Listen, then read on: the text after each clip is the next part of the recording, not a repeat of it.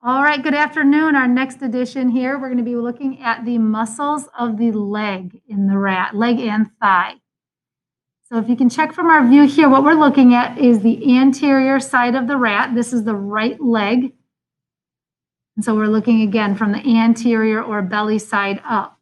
And we have the probe right now underneath the major adductor of the thigh called gracilis. The gracilis muscle is going to run through the anterior part of the upper thigh. If we pull this leg down just a little bit so we can kind of see the position. One of the biggest problems with the leg is, again, it's kind of scrunched up. You don't see much of the thigh because the leg is kind of scrunched up against the body. So an adductor, think of its name, this is called gracilis. You can see it extends from the body over and inserts right here on the shin or on the tibia. And so the direction of the fiber shows us that if it contracts, it's going to adduct the thigh or pull it inward. And it is the largest muscle you're going to see on the anterior side of the thigh. When it's undissected, here you can really see the fiber directions. You're, again, very much like the arm, going to have some connective tissue here. So it's a little bit undefined, as you can see on this side. What you guys are going to want to do when you dissect is get that probe in right here along the bottom border and lift away in order to separate it from the structures that are around it. So if you start right here, kind of along the bottom edge where you can see the dark line, use your probe and just kind of tease away at the edge of the muscle until it separates from the connective tissue that's holding it against the other structures.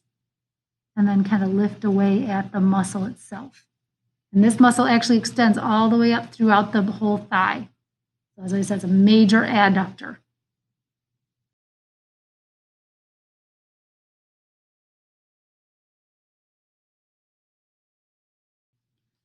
Also on the front, we want to identify tibialis anterior. And the nice thing is if you follow that gracilis down from here where it inserts, you can actually see the edge of the tibia bone right here. Because if you think about your own shin, this is why when somebody kicks, it hurts so hard because you're hitting right against the bone.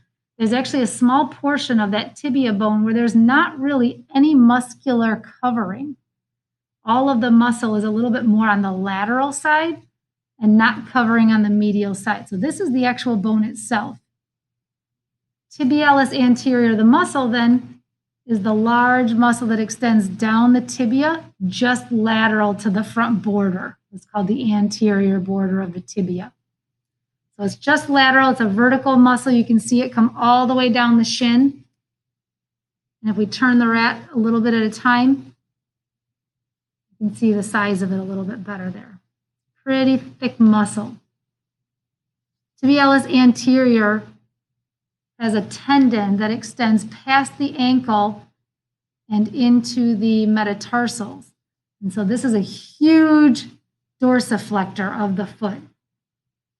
So think about fibers. Fibers contract and shorten. That's going to pull up on the foot, which is going to cause it to dorsiflect. If we keep rotating it in the same direction and keep moving towards the other side, you're going to see on the back side of the rat a huge muscle, very much like we saw on the front, one huge muscle. This is a hamstring muscle in us. It's on the back side of your thigh, and in the rat, it's very, very, very large. This is called biceps femoris. In humans, we have 3 hamstring muscles that work together. This one in the rat is much, much larger. It originates back on the coxal bone. And you can see it goes all the way through the thigh and inserts in the foreleg. So this is going to be a muscle that extends the thigh and flexes the knee, both. So it's going to pull the thigh back, but also bend the knee or cause flexion of the knee.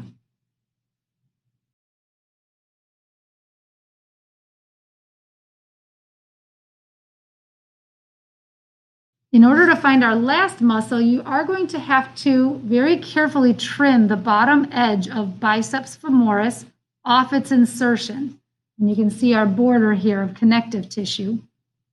And you'll need to fold it back so that you can find the calf muscle just underneath it called gastrocnemius. Gastrocnemius on you is the largest calf muscle. If you just reach down and squeeze your calf, that is gastrocnemius, with another muscle underneath it called soleus. But we're primarily concerned right now with the gastrocnemius muscle, which is a very large rounded muscle in the calf. So again, how we did that was biceps femoris inserts with a connective tissue sheet. You'll need to trim that just a little bit off the foreleg and fold it back to get to the gastrocnemius. Gastrocnemius originates all the way up at the bottom of the femur, the inferior portion of the femur, and the fibers extend through your calf and they converge on your Achilles tendon, which you can see right here on the rat, the Achilles tendon. So they converge on the Achilles tendon, which then goes down and inserts on your heel bone called the calcaneus. So when that muscle contracts, it's going to lift up on your heel, which is going to force the toes downward or cause plantar flexion.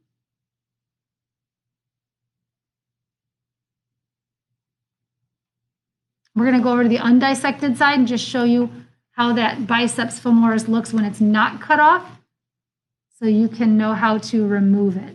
You can see the biceps femoris extending over the posterior part. And right here, we have not removed it. So you can see there's a large sheet, again, of connective tissue. If I actually push that with my fingers, you can kind of see it form little bubbles. The camera's kind of blurry. So see how it looks kind of whitish. You'll need to poke through that very, very, very gently. We don't want to tear any fibers with it. So you want to use a sharp forceps or just a tiny edge of scissors. And you'll want to get through that connective tissue one time. So if I kind of lift away, you can see how I can slide my forceps then through it. And I see no red fibers from muscle. I only see the forceps through there. And so you can do that, and you can either use the forceps or you could use scissors and very carefully snip along that line, because this is, again, this is the connective tissue insertion point holding onto the bone, connecting that muscle. But we need to remove that in order to pull it back in order to see the gastrocnemius below. So once you get that insertion made through the hole made through the connective tissue, you can very carefully, if you have small scissors, trim right along that line, making sure that you lift away always so that you don't take any muscle fibers with it. And then you might want to go down the other direction also.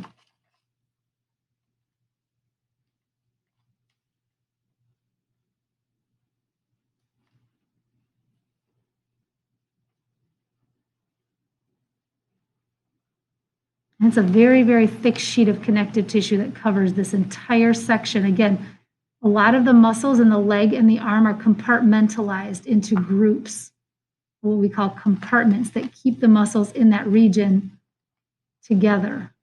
You want to follow that down and just fold that biceps femoris back. The problem that you're going to run into is the gastrocnemius is going to want to hold on to the bottom of the biceps femoris. If you look at how I have this pictured right here, gastrocnemius is right underneath here. That's still the muscle. This is not all biceps femoris. Biceps femoris is actually fairly thin. The gastrocnemius is just underneath it. I think my hands are at the wrong angle for you guys to see. I keep running into the same problems. So if I hold that back, if you lift away at it, there's the gastrocnemius right underneath. That's a good view right there.